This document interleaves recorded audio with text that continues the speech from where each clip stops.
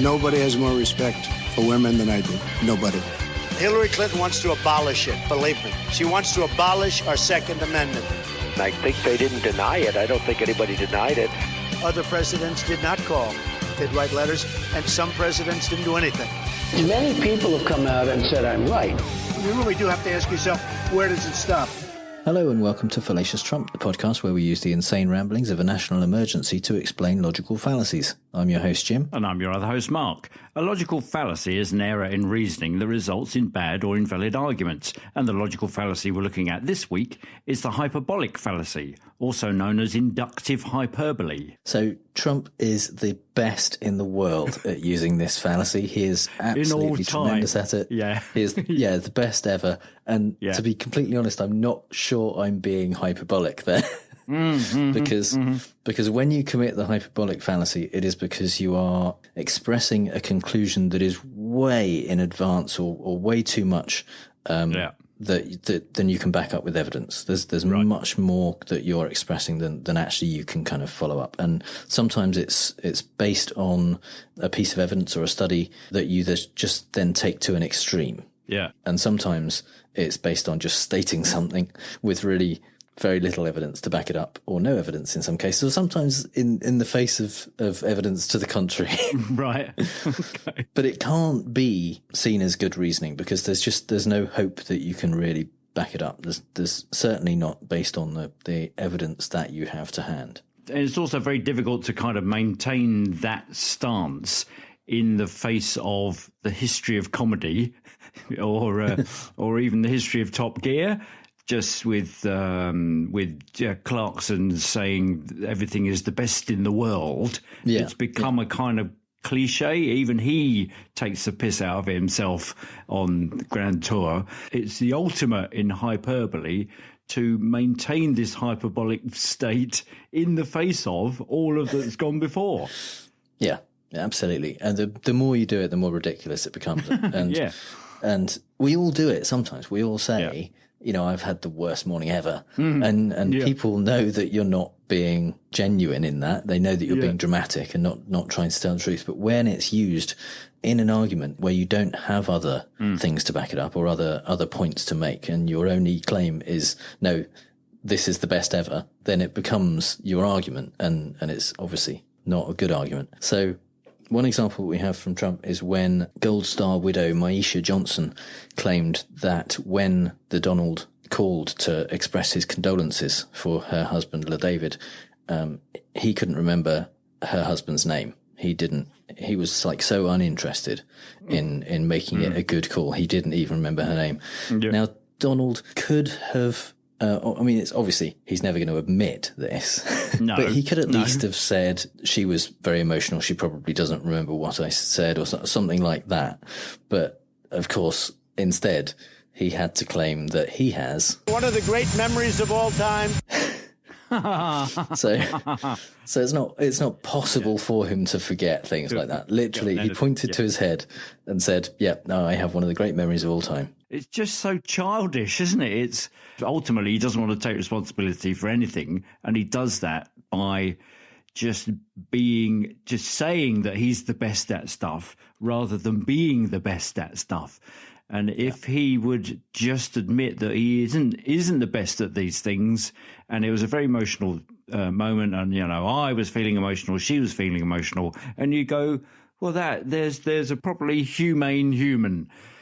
But no, because somehow that's a sign of weakness. So what he does is overcome that by saying it's not possible for me to be that and be weak because I'm the best at everything.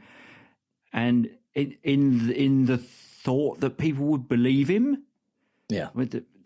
He just takes it to a completely unnecessary extreme. He's not just saying, oh no, I did remember, I have a very good memory. No, he's not even saying that. He's comparing himself to all of the people in history. Yeah. Even people that have won awards for being memory men, the people that can kind of remember 52 packs of cards in order. There's got to have been Victorian performers who were memory men, who are known for, if only we had the best memory ever, we'd remember their names. But, people whose job it is to teach people mnemonics and how to remember this stuff. And what? And then he said, no, I've got the best memory ever. He does this a lot.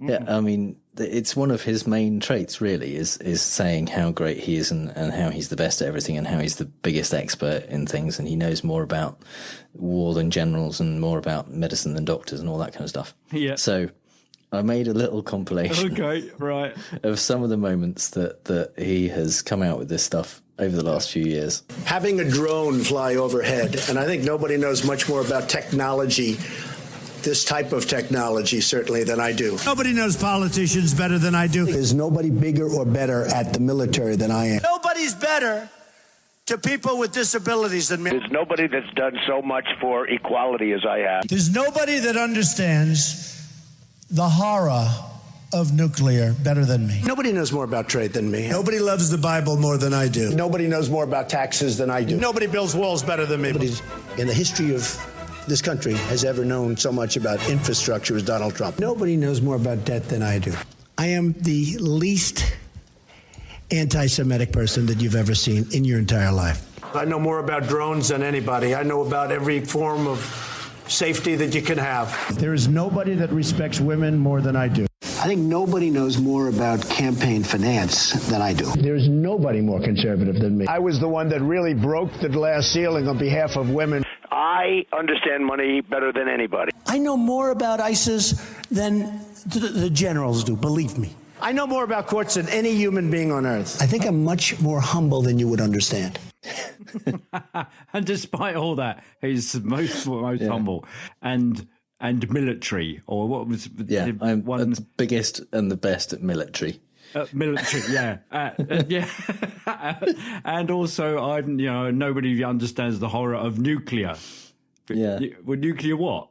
The and I mean, atomic particles? just using that as an example, there was a guy who was close to Hiroshima when the bomb was dropped, who was evacuated, who kind of left the area and went to Nagasaki. Oh, yeah. He survived that as well. Wow. I'm pretty sure he knows more. He probably knows more about the horror of nuclear, than anyone else on Earth. Quite justifiably, anyone else on Earth.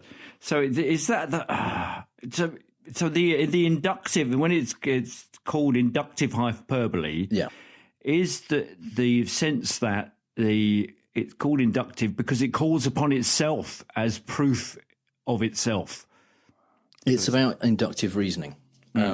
So the two main types of reasoning, deductive and inductive reasoning. Mm-hmm. Sherlock Holmes is supposedly the most famous deductive reasoner, but actually he doesn't use deductive reasoning at all. Oh, right. Deductive reasoning is where you can definitely decide something is true based on the facts or the situation. Yeah. Holmes hardly ever does that. What Holmes does is takes some evidence or a situation and comes up with probability and says this is probably true. This is likely to be the case due to the evidence. Yeah. And so that's inductive reasoning. Is basing your guess, basically your best hypothesis on the evidence that you have. Right. And so this is you're looking at the evidence. Yeah. And you're not kind of making a good hypothesis, you're making a ridiculous hypothesis based on the evidence. You're not taking it to a natural conclusion. You're going much further than that. It's a supernatural. So that's inductive hyperbole. Yeah. And how would you go about? I'm always interested in how do you counter this stuff. So if somebody's coming at you like Trump would, blatting at you, saying there's nothing you can tell me about peace. Wall building. He's the best at building walls. Better than a bricklayer? Really? If that was true, why did he employ people to build all his buildings rather than do them himself? Because he knows more about real estate. It's one of those things where people very rarely push back. Yeah. When he says to an interviewer, nobody knows more about the infrastructure, like in the history of America than I do. Yeah. nobody talks about, the people who built the railroads across America in the 1860s. They don't bring it up. It's almost not worth arguing about because, apart from a few people, it's not going to fool anyone. One place I worked, the IT network manager, when he was putting stuff out to tender to organisations, he would say, okay, this must be SRF compliant. And if people came back and said, oh, yeah, it's SRF compliant, he knew that they were bullshitting because all it meant was small rubber feet. So and you would make up something and give it to Trump and he would go, yeah, I know all about that. Yeah, I'm absolutely the best at SRF compatibility. And you just go, well, that doesn't actually mean anything. Well, he tweeted recently that he wanted to make sure that America has 5G and even 6G technology as soon as possible. Obviously, there isn't any 6G. There isn't any 6G at the moment. No. And I did see some of the replies to that tweet were like, I will give $10 to the first journalist who asked Trump to explain 5G. Yeah. The explanation, the space where an explanation would be offered by any normal person would just be filled up by Trump saying, I know all there is to know about 5G. Yeah. I'm Absolutely. the leading expert on it. I know more about it than... I know more about 5G than anybody. Than you wouldn't telecommunications expert. Yes, so I can't even, I can't even find the language that you would be able to understand because I understand language. I have all the best words. Nobody understands it like I do. No. So, absolutely, that is his answer, and that's how he uses it, is to avoid actually having to answer on any of these topics. Is just say, you don't need to worry about that. I know everything there is to know about that. Yeah. That compilation, that was like 21 examples. Right, there's so many more. Barely scratches the surface. We could have made a whole episode just playing just those. Him saying how great he is. Yeah. I mean, he's obviously, he said he's the least racist person anyone's ever met. He is. He has the best words. We well know that. Absolutely, we know that. Yeah. Oh dear. Yeah. And now is the time, I think, for Mark's British politics corner.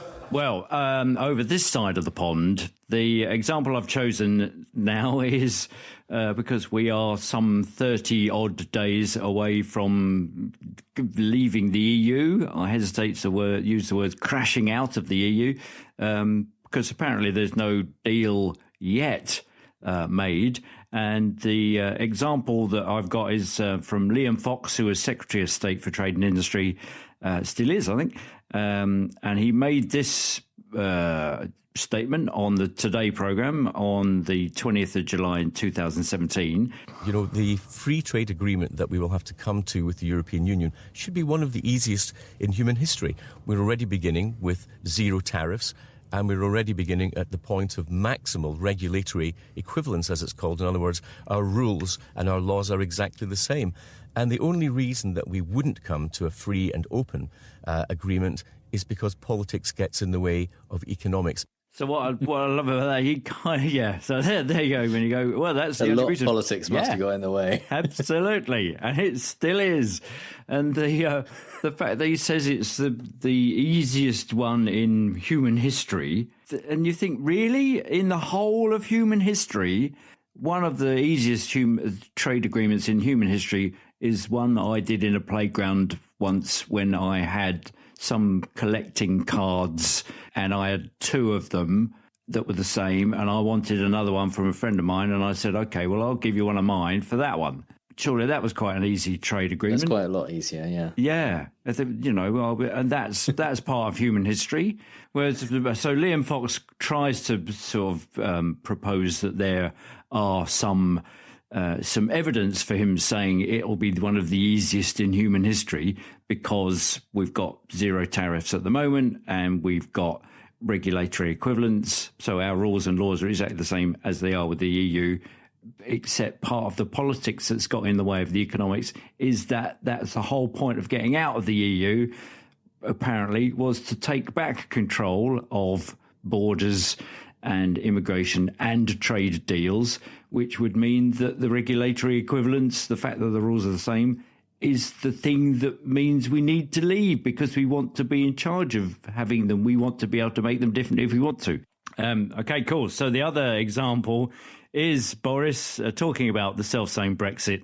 And actually, this was at an award ceremony where he was awarded the best comeback of the year by the Spectator magazine, because he had been on the side of leave for the referendum and had won the referendum, and then had resigned his position. What did he? He was going to go for leader, and then he said he wasn't going to go for leader, so he was kind of minister without portfolio, and then he was made foreign secretary. So as a result of that, the Spectator, I think with some tongue-in-cheek, awarded him the best comeback of the year. And during that speech of acceptance, he made this statement about Brexit. Brexit means Brexit, and we are going to make a titanic success of it. So thank you. Because when you think success, you think Titanic. The first thing you think of is Titanic. So he's doing that. He's doing the I am the smartest man in the world, the most educated person ever, and a lovable buffoon, and I'm going to use a word that should actually, he goes on to correct himself via some really bad allusion to the Titanic exhibition in Northern Ireland, and changes it to colossal. But what I love is that the audience is so damn quick. Before he's even got to, he said, we're going to make a Titanic success of it. Before he's even got to thank you, people are shouting, it sank. Yeah. And not just one person, several people have shouted, it sank. And you think, so there you go. So there's the hyperbole. It's going to be a Titanic success. And the terms of its own disaster are within that metaphor. It's just excellent. And and it continues to be the Titanic success. Yeah, he wasn't wrong. No. In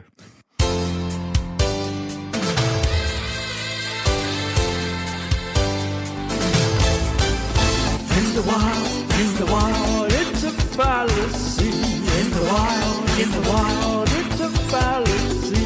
In the wild, it's a fallacy. In the wild. There you go. Is it Spandau Ballet? No, it's ABC. ABC. ABC. Yeah, ABC, the look of fallacy. My mind turned with our 80s theme that we were talking about straight to that one. And so much so I recorded that immediately after the last episode. So in the Fallacy in the Wild, we like to look at the fallacy of the week from a non-political perspective. And the first example we have this week is from American Dad. You ruined everything! Everything? Oh, that's the hyperbole police coming to take you away and lock you up in exaggeration, Traz. I think I made my point. I love exaggeration, Traz. That's great. Yeah. So arguably, Stan does some kind of calling out of the hyperbole there, and points out that she is being hyperbolic and exaggerating, and that's not realistic. Yeah, so, it kind of ruins it by doing the exaggeration, Traz. But if you were to kind of have the integrity of your position, you just go, that's actually just really everything. I think you're guilty of using hyperbole there. But where's the fun in that? Yeah. One of the ways that the hyperbolic fallacy is used quite frequently is in overblowing claims of alternative medicine. Right. Because the claims of alternative medicine often need to be overblown in order to make them sound good. Because you can't, if you rely just on the evidence and on the studies, then you wouldn't be able to sell your woo, basically. Yeah. One example is from Angelina Jolie's cancer doctor, who is Dr. I think Christy Funk, not Funke, but Funk. And she's an actual doctor, but she kind of stopped doing actual sciencey doctoring stuff a few years ago and focused much more on things like homeopathy and diet, and makes significantly overblown claims about how much diet can actually reduce your risk of getting breast cancer. She claims that you can just by giving up meat and dairy, basically, and going on a vegan diet, you can decrease your risk of breast cancer by up to 80%, which is way above any actual evidence. that she can point to. One of the examples that she cites in terms of the vegan diet is a study that she says shows that a high saturated fat diet in puberty spread up breast cancer in adult women. So basically saying, don't have like whole milk, don't have full fat milk when you are in puberty, because it's going to basically set the stage for illness when you're older. Right. Okay. The thing is, she's stating this as if it's a fact, but the study that she's stating was a preclinical study done in mice. Okay.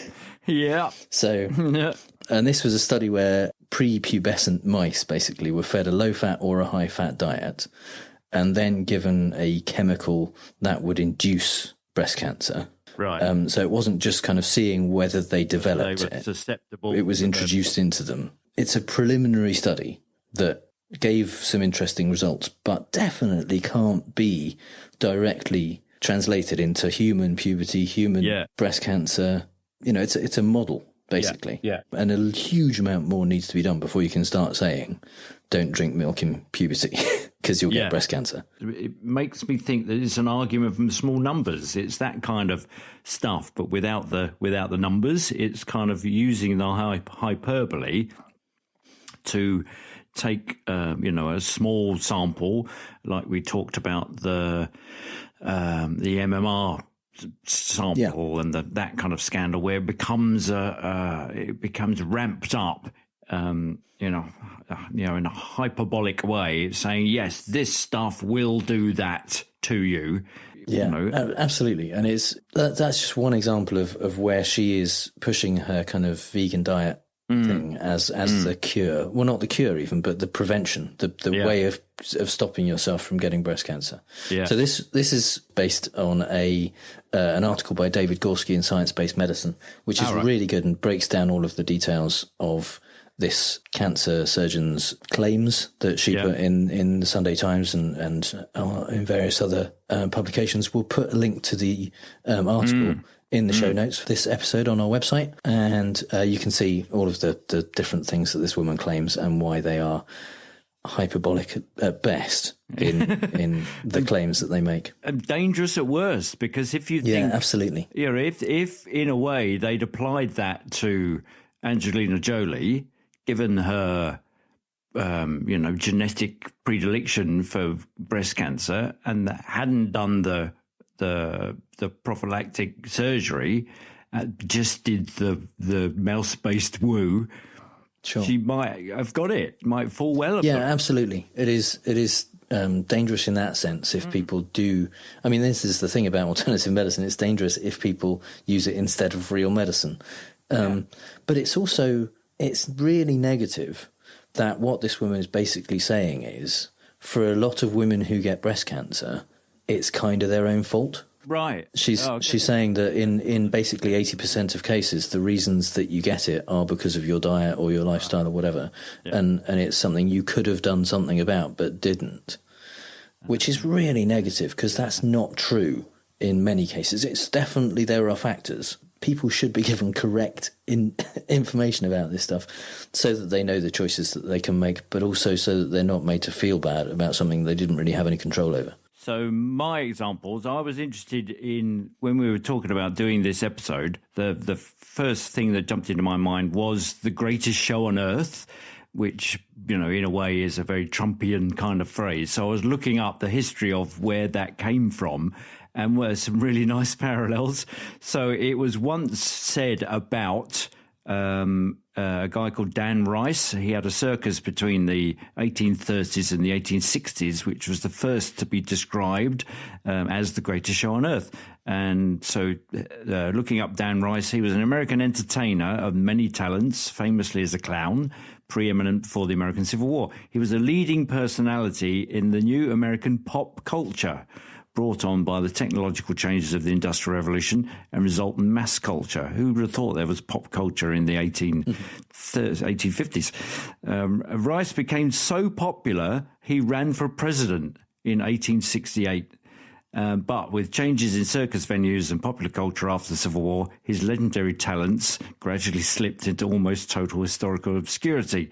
So that in 2001, a biography was done by a guy called David Carlian, and he called him the most famous man you've never heard of, which is in itself a great hyperbolic statement. But I was suddenly thinking, oh, it's just Trump. You know, he was that. He was so popular. He was literally a clown who ran for president. Exactly. Yeah. Yeah. On the back of the then pop culture. Yeah. Yeah. And about whom it was said that it was the greatest show on earth. Yeah. So that I found that very fascinating. And then my other example, then there's a bumper crop of ones in the wild. It occurs to me that apart from the sting, for this bit, we hardly ever look at music.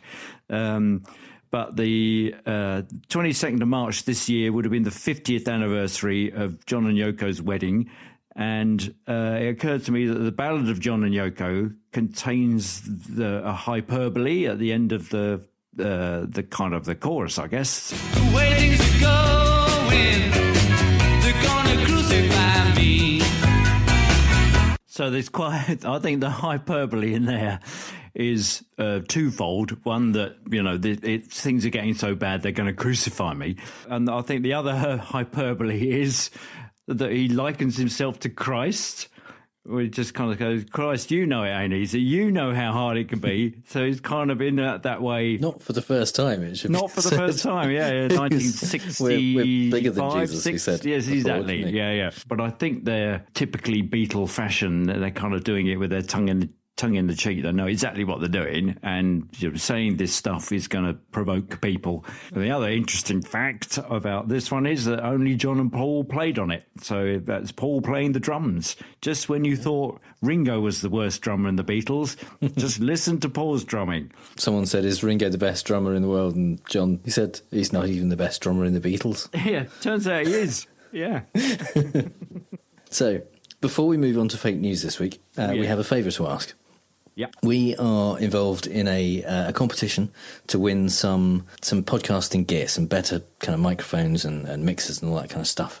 Yep. So if you have just 5 seconds to spare, because that's all it takes. It really is that quick. Please go to fallaciostrump.com/vote. And it'll take you to a page where you can scroll down and find a bit where it says vote now, and you can click on it and you can vote for us. And if enough people vote for us, then we might win some cool podcasting stuff, and our excellent show will sound even more excellent. Yes. So we're gonna play fake news, folks. I love the game. It's a great game. I understand the game as well as anybody. Yes, it's time for Fake News, the game where I read out 3 Trump quotes, 2 of which are real and 1 I made up, and Mark has to figure out which one is fake news. And fail mostly at it. I am the best at failing at this. Yeah, ever, for all time in human history. I don't know if you saw, but Trump declared a national emergency. Oh yeah, this week and last week actually, and he did it in one of the weirdest Rose Garden press conferences ever. Yeah. It was so rambling and bizarre and just off topic. And during the thing, he pointed out that actually it wasn't really an emergency. He didn't need to do it. And it was just so weird. So all of these quotes are from that press conference. Okay. Yeah. So statement number 1. Mm-hmm. They're saying that Mexico isn't paying for the wall, and that's just a lie. I never said they would write a big check, like bing, bing, bing. They're paying indirectly through the money we're saving through the USMCA. Frankly, we made such a great deal with the USMCA. I think it's one of the best trade deals ever made, especially compared to NAFTA, which was one of the worst. We'll pay for the wall 5 times over with the money we save. Okay, yeah. Statement number 2. Got enough hyperbole in there for it to be feasible, yeah. Statement number 2. We had certain funds that are being used at the discretion of generals, at the discretion of the military. Some of them haven't been allocated yet, and some of the generals think that this is more important. I was speaking to a couple of them. They think this is far more important than what they were going to use it for. I said, what were you going to use it for? And I won't go into details, but it didn't sound too important to me. Okay, right. And number 3, this was just a tangent he went off on about the Chinese. Okay. He says, their criminal list, a drug dealer gets a thing called the death penalty. Our criminal list, a drug dealer gets a thing called how about a fine? And when I asked President Xi, I said, do you have a drug problem? No, no, no. I said, you have 1.4 billion people. What do you mean you have no drug problem? No, we don't have a drug problem. I said, why? Death penalty. We give death penalty to people that sell drugs. End of problem. Okay. Remember, this was during a speech about how there was a national emergency on the southern border. Yeah. So, yeah, which is all about drugs. Okay, yeah, fair enough, because, the main themes would be too many drugs coming in, we need to spend the money, and I didn't say that Mexico wouldn't pay for it. Okay. So so there's that deal where it's all been, he's kind of saving face there, best trade deals ever made, especially compared with NAFTA, which was not. Certain funds being used at discretion as generals. See,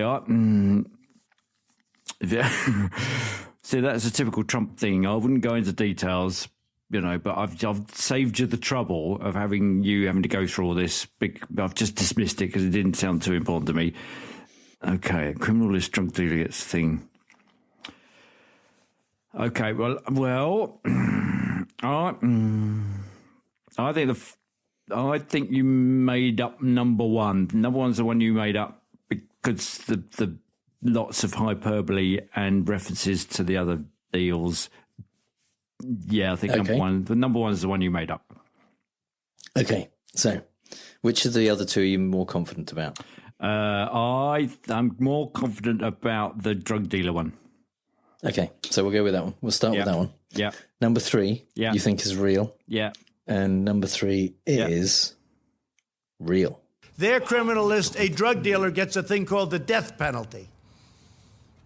Our criminal list, a drug dealer gets a thing called, how about a fine? And when I asked President Xi, I said, do you have a drug problem? No, no, no. I said, you have 1.4 billion people. What do you mean you have no drug problem? No, we don't have a drug problem. I said, why? Death penalty. We give death penalty to people that sell drugs. End of problem. So Trump is kind of advocating comes off the back of this saying, he very much said we can solve the drug problem a lot easier than people think. Yeah, basically, we just need to kill a lot more we people. should kill drug dealers. Yeah, that is no problem. Ultimately his conclusion. I suspect he's doing a little bit of cherry picking insofar as when President Xi says we don't have a drug problem, he's gone, okay. And that's the end of the discussion, rather than saying, but you do have a drug problem. And they do. You do, yeah. It is not a thing in China that they don't have a drug problem. No. Compared to less populous countries, by capita, they actually have quite a small drug problem because it's such a huge country. But they put their people who are convicted of drug offences in mandatory rehab, basically. Yeah. And they record those people. They register them as drug users. And there are over 2.5 million registered drug users in China. Yeah, so it's definitely not no problem. That. And that's just the ones who have already been convicted, basically, in the last 3 years of drug offences. So, you think statement 2 is real? I do. And statement 2 is... Yeah. Real. We had certain funds that are being used at the discretion of generals, at the discretion of the military. Some of them haven't been allocated yet, and some of the generals think that this is more important. I was speaking to a couple of them. They think this is far more important than what they were going to use it for. I said, what were you going to use it for? And I won't go into details, but didn't sound too important to me. It just gets smaller, doesn't it? Or, there are certain funds being used at the discretion of generals. So basically what he's saying is there's all this military funding, we could divert it to the wall.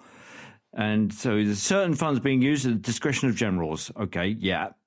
Some of those funds haven't been allocated, and some of the generals think that this was more. But I was speaking to a couple of some of those about some of the allocation, and they think it's far more important. I won't go into it, but I don't think it's important. So the thing that the money was going to be used for, that didn't sound too important. Yeah. Trump was aiming to get $3.6 billion from military construction funds. Okay. And most of that hasn't currently been allocated is that they've said they're not going to use anything that is kind of impacting the readiness of the military. But it's for building houses for on bases for military families and things like that. Right. And there is significant underfunding that has been going on for years in that area, to the point where military families on US bases they have kind of black mold, and they have rising damp and all kinds of issues with the current buildings that they have. Yeah, they really do need to have some of that money put into constructing new facilities for them. They're taking that away. That's fine. That wasn't important. Because it's not important. And not important. $2.5 billion is from a military drug interdiction fund, which is basically aimed at interrupting the drug trade. The interesting thing about that is, though, of that 2.5 billion that he wants, they've actually spent almost all the money that they've got in that fund.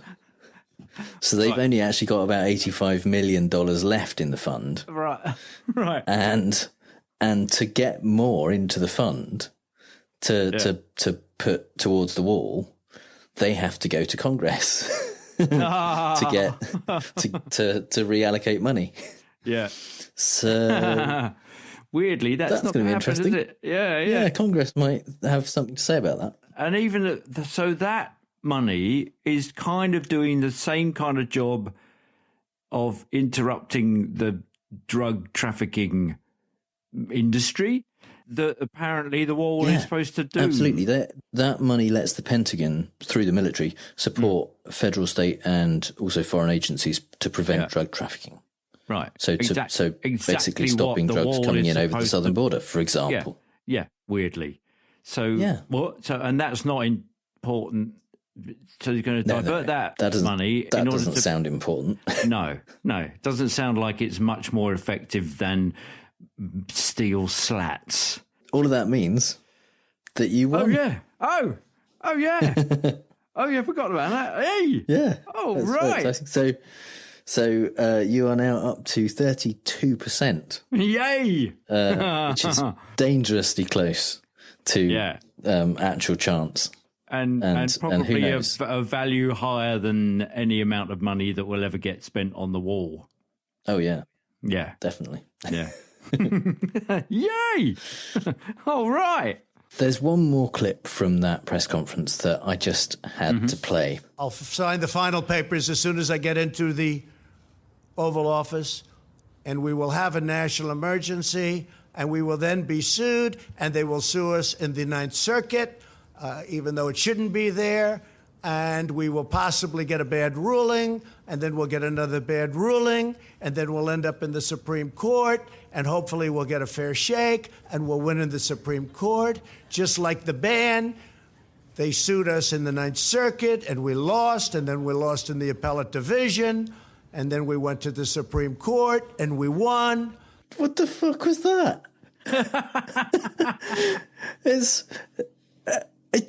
What? It's so bizarre. Yeah.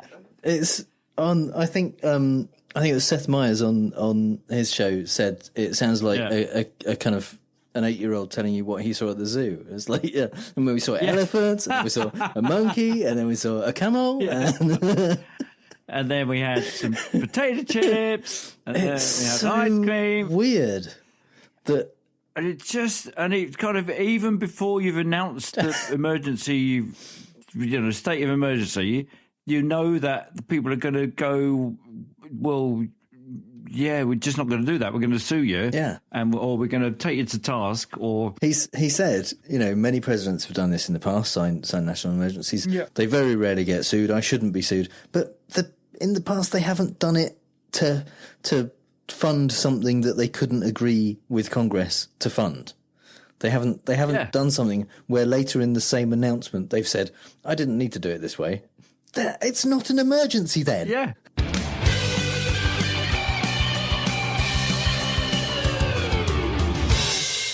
And this is the part of the episode that this week, at least, is called Killing Journalism is Not a Logical Fallacy, because we have a guest this week. It's the veteran reporter and author of Killing Journalism, How Greed, Laziness and Donald Trump Are Destroying News and How We Can Save It. It's Joe Strupp. Joe, welcome to Fallacious Trump. Good to be here. Thanks for having me. So, as I said in the intro, you're a veteran reporter. I hope that's not insulting in any way. No, I'll take it as I've been called worse. Okay. How long have you been in the journalism game? I've been a reporter for just over 30 years. I started at several newspapers, and then I went to Editor and Publisher magazine, which covers the newspaper industry. And then at Media Matters for America, which is a journalism and media watchdog group where we cover basically conservative media and essentially keep an eye on them, expose their wrongdoing, and let people know when they're not doing what they're supposed to, which, as you know, is often. And I left there about a year ago and have been doing freelancing and also wrote this book because I really wanted to get information out about what I thought was wrong with the news media, not that it was fake news, as Trump believes, or that it's left-leaning, biased, liberal hackery, as some people have long believed. But there are other problems with financing, with cutbacks, with the way it covers news, overly covering things that may not deserve it and undercovering things that do deserve it, and many other things. But, of course, Trump is a big part of that, and he's essentially the first chapter of the book, and he's sprinkled throughout, as you can imagine, because he does have an influence on a lot of coverage. I know in the UK there's a lot of changes happened with obviously the internet coming along and the different ways that newspapers, for example, can do advertising and can bring in revenue. Has that had a massive impact on the press in the US as well in terms of the bottom line, basically, what they've got to focus on? One of the things I do go after in the book is the situation involving revenue. With the internet, competition has come in, obviously, and with cable television and online outlets, there's so much more competition. There's so many more places for people to get news and advertisers that the advertising revenue stream was cut severely just 10 or 15 years ago, starting with the internet taking away things like classified advertising, taking away retail advertising in a way that in print, newspapers would get large ads and they would get a big audience. Online, as you know, advertising is very different. The revenue is very low and the competition is very high. So news outlets have had to do a lot to try to get audiences, whether it's online or in print or on broadcast or cable. And I believe it's forced them to grab what is known as clickbait or other sexy stories, eye-grabbing stories, and really cut back on in-depth coverage. And in terms of the revenue stream, that's been cut. That's just notable anywhere if you just look at the numbers. But also the cutbacks in people. I go through the book that the number of journalism jobs in the U.S. had dropped by 14,000 from about 38,000 in 2000, or sorry, from about 52,000 in 2005 to about 38,000 just 2 years ago. And it's gone down even more.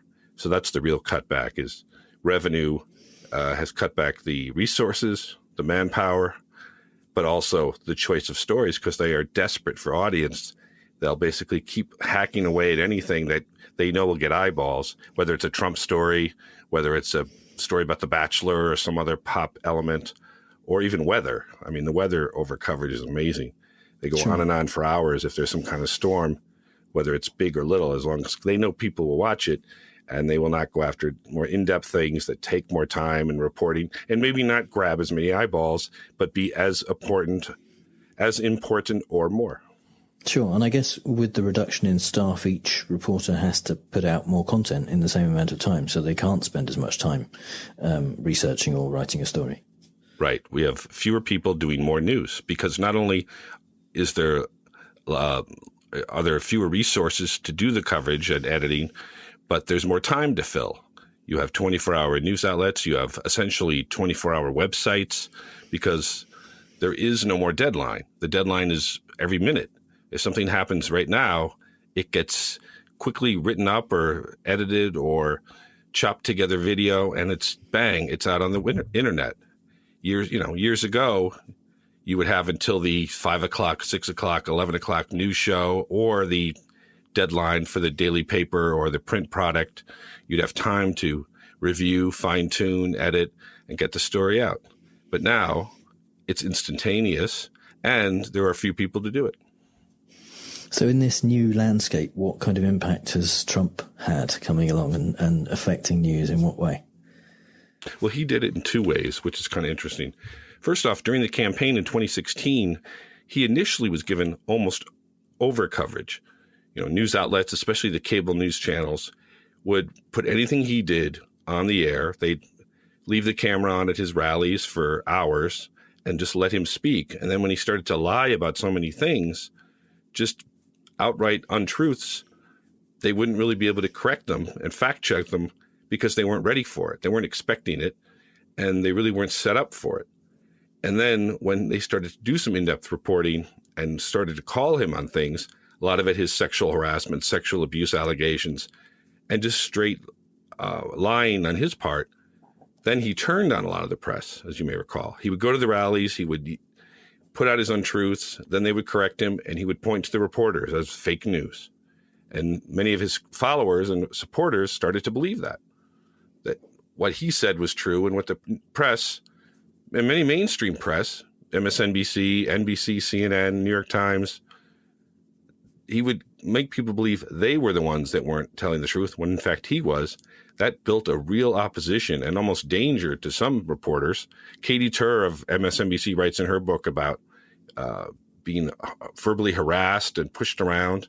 And in an interview I did with Olivier Knox, the White House Correspondents Association president, a couple months ago on my podcast, he told me he knew of at least 3 White House correspondents who had personal security details hired because they were so fearful for their lives. So Trump did a double impact where he would get all this coverage from news outlets. Then he turned on them when they started to actually criticize or question him, and made many people think they were the fake news, when in reality, much of what he says is the untruth and the problem with accuracy. What kind of impact do you think fact-checking organizations like PolitiFact or even the Washington Post fact-checking department have on the general conversation? Do you think people believe Trump over them? I mean, certainly some of his base seem to. Yeah, I mean, his base is so loyal to him and so misled into thinking that what he says is the truth, and that the press has had, as you know, a difficult image problem for a while. I mean, going back, centuries even, because there's the old saying, shoot the messenger, blame the messenger. There's been times when the press has been, had credibility issues. The early days of the yellow journalism with Hearst and Pulitzer papers. That's what coined the term, the yellow journalism, and having problems based on political views or trying to get audiences. You look back to Benjamin Franklin's days when he owned a few newspapers. He would make up letters to the editor and put them in his paper to support his views. For the most part, though, in recent years, maybe since the 50s and even the 70s, I think there was a real effort. And there's a lot of history on newspapers and the news media in the book.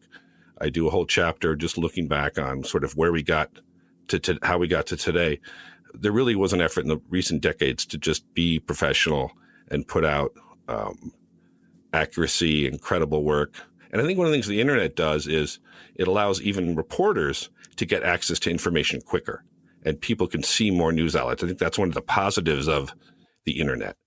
When I did research for the book, and I'm sure when you do research and others, you go online, you can look up things so quickly and in a diverse way. It's a real helpful tool for journalists. But at the same time, of course, it allows falsehoods to be spread.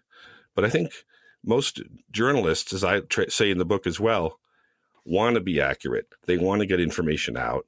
I got into journalism, I think most people did, because we're curious, nosy people who like to get information and news out. We pride ourselves on balance. We pride ourselves on accuracy. I would rather get a big scoop that might hurt a politician or a political view that I agree with rather than help one. I would rather get the truth out no matter who it affects, because that's the job of a journalist. And I think most journalists do that. I think that's one of the misconceptions people have, that reporters, left or right, are trying to slant news, are trying to sway public opinion improperly. I think most people want to get the story out, like telling a good, honest story, and like getting the impact from it. So for Trump to say there's fake news, he knows that isn't true.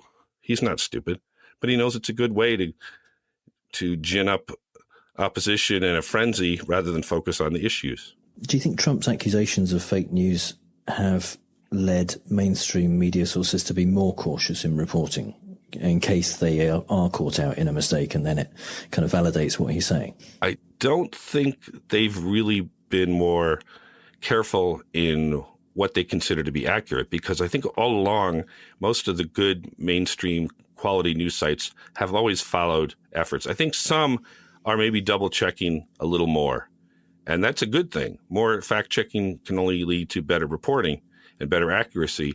But since Trump's claims are so falsely based, if there was some data he brought out and said, look, news outlets are getting less and less accurate because of this fact or that survey or whatever. But he pulls these things out of whole cloth.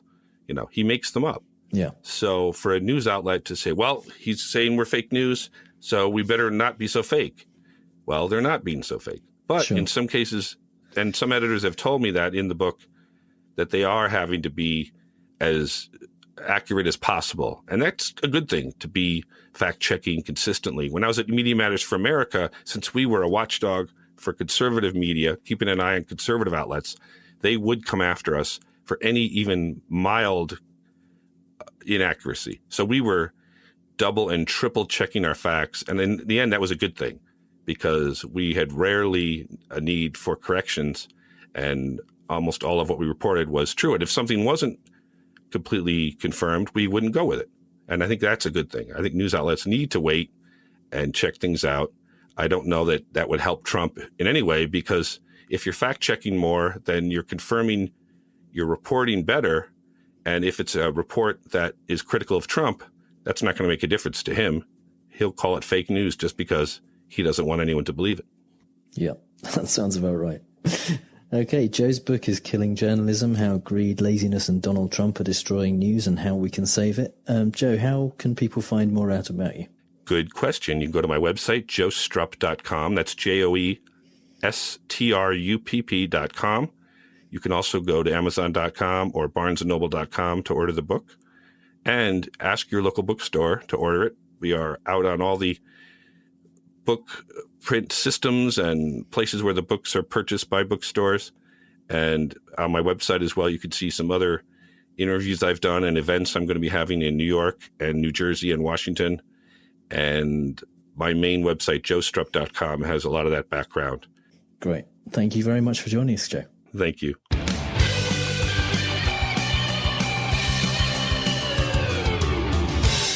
And finally, some things we really don't have time to talk about. Trump's latest medical results are in, and we're all pretending that he's only 243 pounds and that he's 6'3", which means he must be standing in a small hole anytime Obama or Trudeau are anywhere near.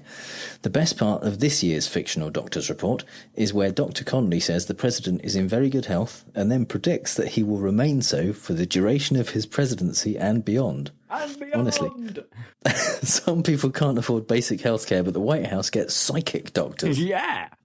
The troller-in-chief and greatest humble bragger of all time has apparently been nominated for the Nobel Peace Prize by Japanese Prime Minister Shinzo Abe. Prime Minister Abe of Japan gave me the most beautiful copy of a letter that he sent to the people who give out a thing called the Nobel Prize. He said, I have nominated you, or respectfully on behalf of Japan, I am asking them to give you the Nobel Peace Prize.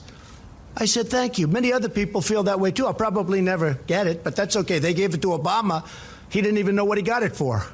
That's so much of that is made up, isn't it? Or, yeah. But what did he get nominated for? Well, apparently for being president at the same time as a gap in nuclear testing by North Korea. Delightfully, when asked in his own parliament if he had been asked by the US administration to nominate Trump, Abe said, "I'm not saying that that is not the fact, which we know by using Trump's measure of veracity, I don't think anyone's denied it, means it's true.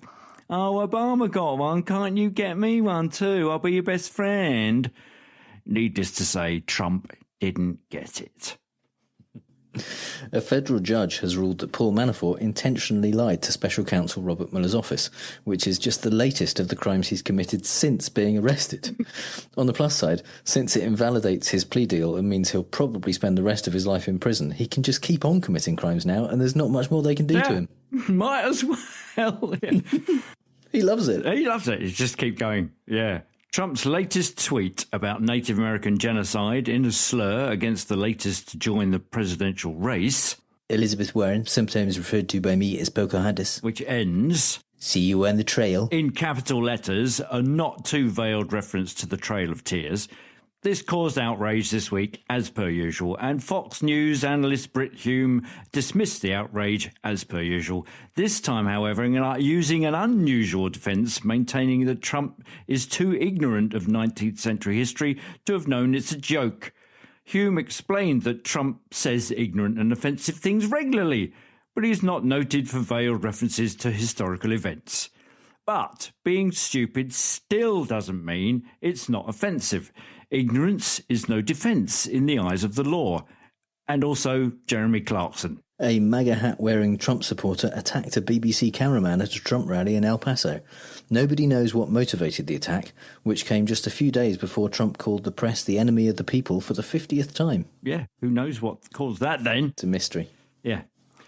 Goodloe Sutton, the editor and publisher of a local paper in Alabama called The Democrat Reporter, wrote an editorial on Valentine's Day entitled "Klan Needs to Ride Again." In a piece of writing you thought you'd only get to read in a museum's chamber of horrors, he writes, "Democrats in the Republican Party are plotting to raise taxes in Alabama. This socialist communist ideology sounds good to the ignorant, the uneducated, and the simple-minded people. If we could get the Klan to go up there and clean out D.C., we'd all be better off. We'll get them hemp ropes out, loop them over a tall limb, and hang all of them. It's not calling for the lynchings of Americans. These are socialist communists we're talking about." However, Sutton also told the paper he did not believe the Klan was a violent organisation. "They didn't kill but a few people. The Klan wasn't violent till they needed to be." Oh, so that's all right then. It's only fake news. Trump has come up with an idea for an event which he hopes will become an annual tradition. It's a brilliant idea, totally original concept, and nobody has ever done anything like it before. He's suggested having a parade in Washington, D.C. on July 4th to celebrate America. Oh, yeah, that'd be good. Yeah, good idea. Details are still being worked out, and there's no word yet on how this will affect the National Independence Day parade that has been held in Washington, D.C. for over 20 years. On July 4th. Yeah. Yeah. It's probably no coincidence that Trump trails the declared 2020 election Democrat contenders by several percentage points in the polls. He even trails Joe Biden by 12 points, and he's declared nothing beyond thinking about running. And Trump, therefore, is spending much of his executive time making up nasty nicknames for the Democrats. If he had even one iota of self-awareness, he would realise that the enormous amount of name-calling that has gone on in the direction of the fetid, orange, small-minded, short-dicked, brain-farting, mealy-mouthed, cunt-faced, pube-headed, motherfucking arsehole himself hasn't actually, unfortunately, made any impact on someone continuing to be in power. Therefore, he might give it up and just concentrate on statesmanship. Escalated quickly. So, that's all the bad arguments and faulty reasoning we have time for this episode. You can find the show notes at fallacioustrump.com, and if you hear Trump say something stupid and want to ask if it's a fallacy, our contact details are on the contact page. You can also connect with us and other listeners in the Facebook group at facebook.com/groups/fallacioustrump. And if you think we've used a fallacy ourselves, let us know. And if you've had a good time, please give us a review on iTunes, Stitcher, or wherever you get your podcasts. And you can support the show on our Patreon page at patreon.com/ftrump. Just like our newest patron, Eric Toffolo, which is just a brilliant name, which makes me think of Mark Ruffalo. So, thanks, Eric. That's great. I hope you're enjoying being a patron. And we have a new Patreon goal to tell you about. No! Cast your minds back to the Christmas special where we talked about a terrible film called Ghosts Can't Do It, for which Donald Trump won a Razzie for Worst Actor. It's the Razzies this weekend, actually. When we hit our next milestone, Mark and I will watch that film and mercilessly break it down in a special episode for patrons only. You can check it out on YouTube. It looks really awful. So, if you want to inflict that on us, head on over to the Patreon page and sign up. Don't do it. No, do it. No, we're caught in a dilemma there, aren't we? Yeah, sign up so we can watch that film. All music is by The Outbursts and was used with permission. So until next time on Fallacious Trump, we'll leave the last word to the Donald. That's right. Go home to mommy. Bye. Bye. At Coldwater Creek, we believe your clothing should reflect the life you live. Effortless, inspired, and confident. With artful prints, rich seasonal colors, and quality fabrics chosen for comfort and ease, every style is designed to feel great and fit beautifully at every size. This season, find fresh looks and layers inspired by the beauty of nature. Coldwater Creek, artfully designed just for you. Shop now at coldwatercreek.com.